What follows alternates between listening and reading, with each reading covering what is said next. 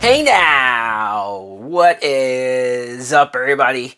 Well, my name is Mike Brown, aka Review King MB, and I just got back from the theaters after seeing this in IMAX. I'm talking about Furiosa, a Mad Max story. Man, this dude's ginormous. Your meal, sir. A giant fucking steak. Is that even cooked? This is a 2024 film, and I'll just be very upfront about my feelings on the franchise in general. I'm not the hugest Mad Max fan. I've seen all of the movies. I think there are things to enjoy about each and every single one of them, but I'm not going to say they're my favorite films ever. Even Fury Road, which first of all, I can't believe it's been like 9 years since Fury Road came out. Where did that time go by? But when that movie first came out and everybody was saying this is the greatest movie of all time, it's epic, it's blah blah blah, I just thought it was fun. Like I was like, okay, that was a fun movie, and then I kind of moved on with my day.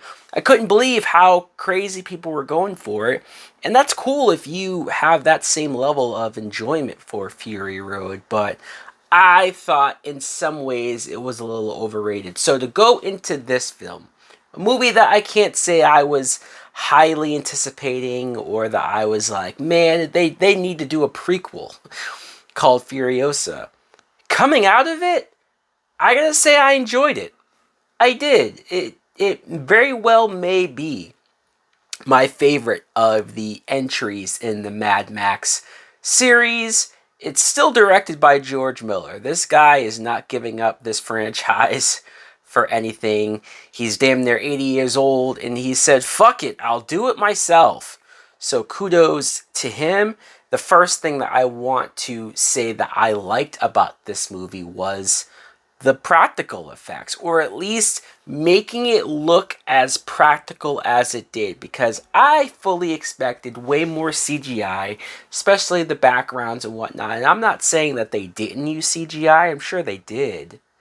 But for me, I think going off of the trailers and going off of what I remembered about Fury Road and how the world, the desert-like apocalyptic world, it didn't look as real as maybe I would have liked. The action scenes and especially the chase scenes. Fury Road felt like the entire film was one big giant chase, and so maybe that's why I wasn't immediately still glued to everything.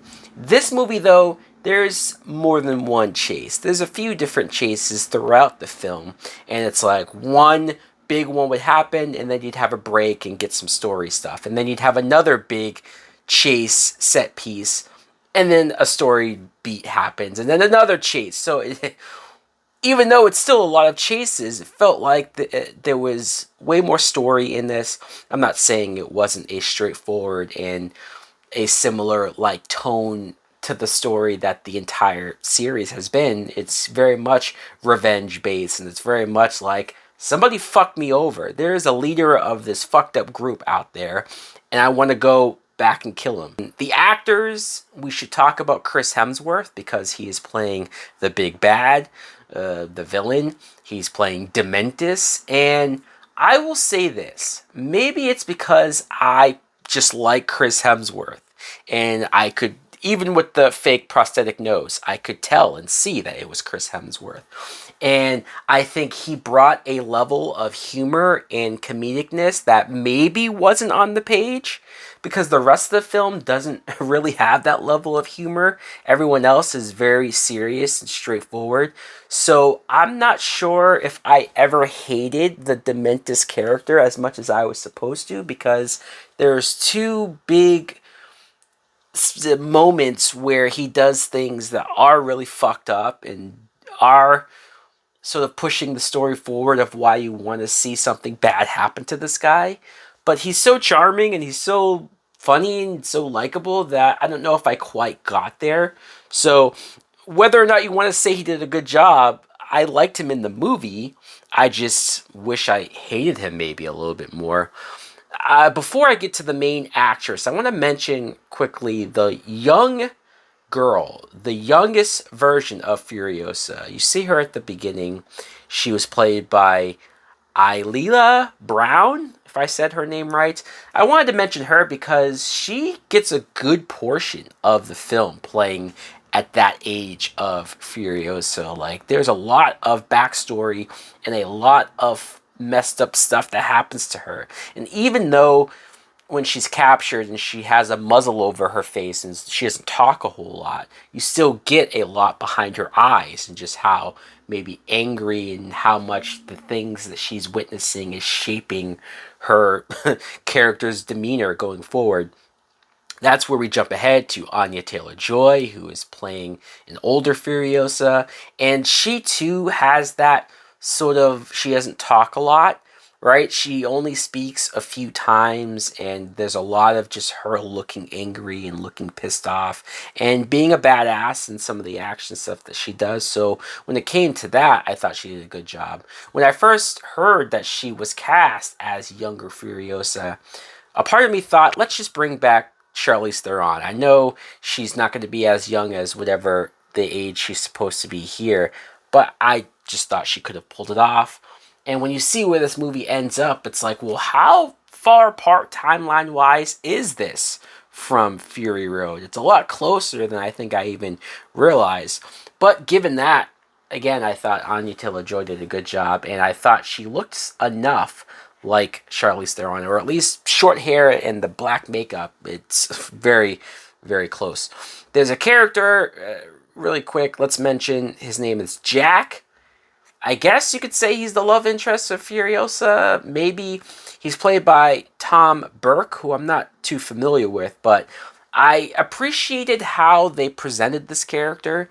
His look reminded me a lot of Mad Max, like the character, so I don't know if that was the point.